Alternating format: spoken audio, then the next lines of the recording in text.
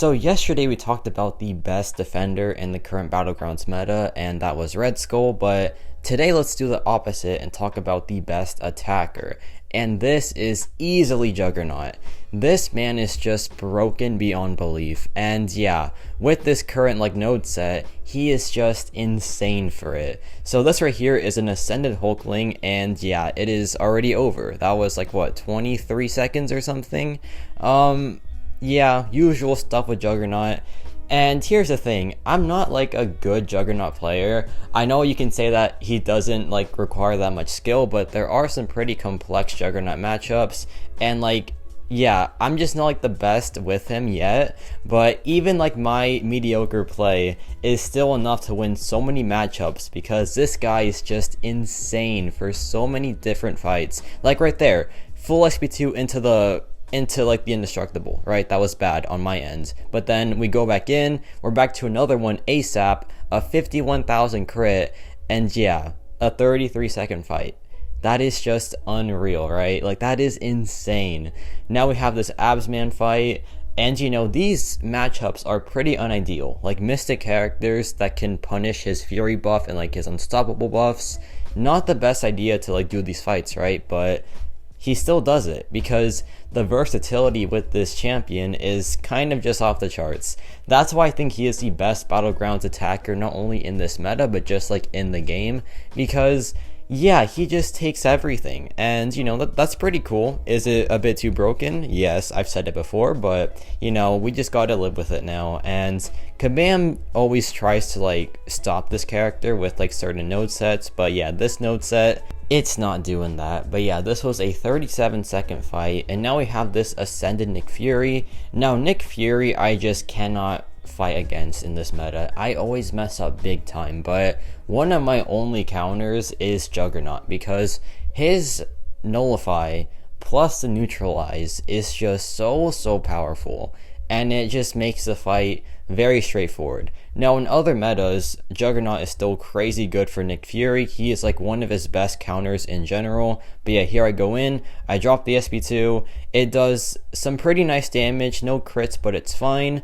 And yeah, we nullify something. Do we? Yeah, we do it right here. We nullify one of his Fury buffs. Here he drops the SP2 again.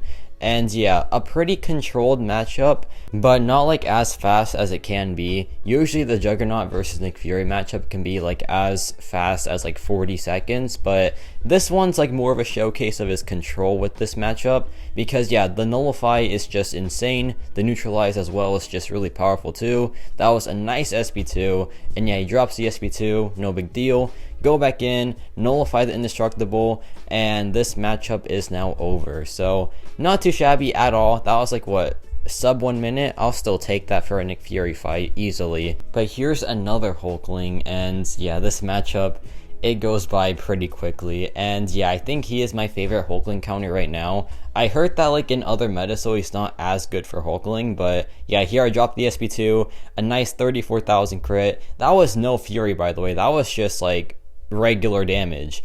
And yeah, this matchup was about 20 seconds, I want to say. Very normal, definitely not too broken. That's just how it is.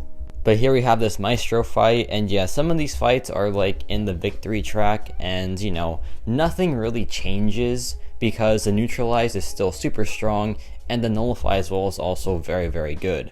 But yeah, Juggernaut versus Maestro is just a very fun fight. It goes by pretty quickly, but Maestro is also pretty scary, so sometimes it can go kind of south, but if you play it right, it's honestly a pretty quick one. Here I drop the SP2, some very nice damage there, and yeah, we stagger the buffs that he gains usually. We drop the SP1, I didn't mean to do that, I meant to drop the Relic, so yeah, that was a bit of a blunder. However, we don't care because we're Juggernaut, and yeah, still a very fast fight.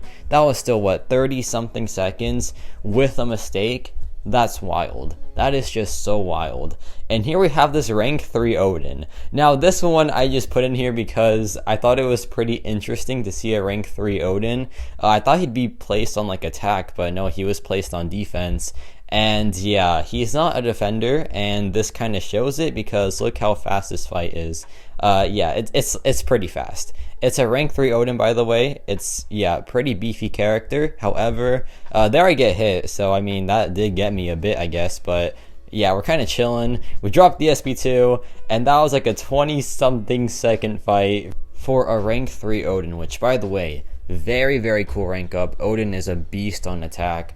But now we have this Korg fight, and Korg fights can go very, very good and can be like up to like 29 seconds or something. Sometimes they're a bit slower, but it is what it is. I think I got hit like to start the fight, so that was pretty goofy. However, we're chilling. Here I can just play it slow, drop the SP2, and we do some pretty good damage there. A massive crit, that's for sure. And yeah, he's not playing ball right now, but it's fine. We go back in. I don't know why I did that. I didn't have to do it because he didn't have the rock shield up. So that was just kind of goofy. And yeah, that cost me a lot of time for sure. This fight can be, like I said, like sub 40 seconds maybe. But yeah, it was like, I think 41 or something for me. Not too shabby still. Pretty good overall. One of the best core counters in the game. And here we have this rank 3 Unawakened Atuma.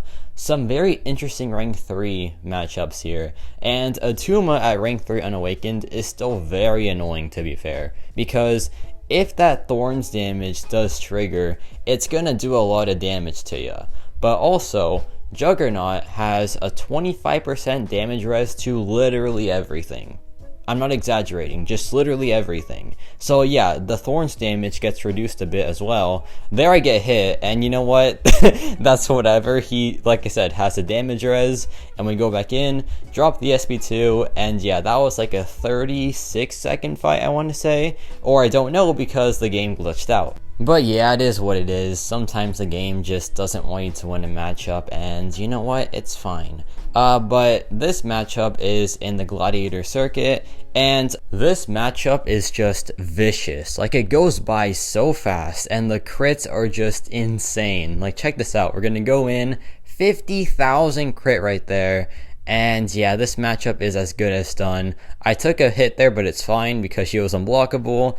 And the Nullify does mess up a bit here, and it just doesn't trigger, which is unfortunate, but it is what it is. We go back in and drop a pretty decent SP2, and yeah, this matchup is just over.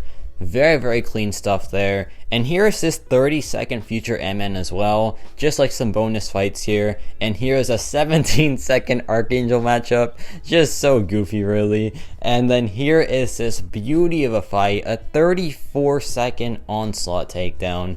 One of the craziest Juggernaut matchups I've ever done, and I didn't record it, so that is just amazing. But yeah, it's very complex, and that goes to show that like sometimes Juggernaut matchups are a bit more complex than you think they are. But yeah, if you can like master him, he is just unreal for so many different matchups.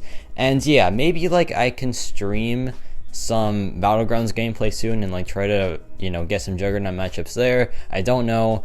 Streaming, I haven't thought about it for a bit, but maybe it's time to do that again. I'm not too sure. But let me know your thoughts on Juggernaut, and yes, about it for me.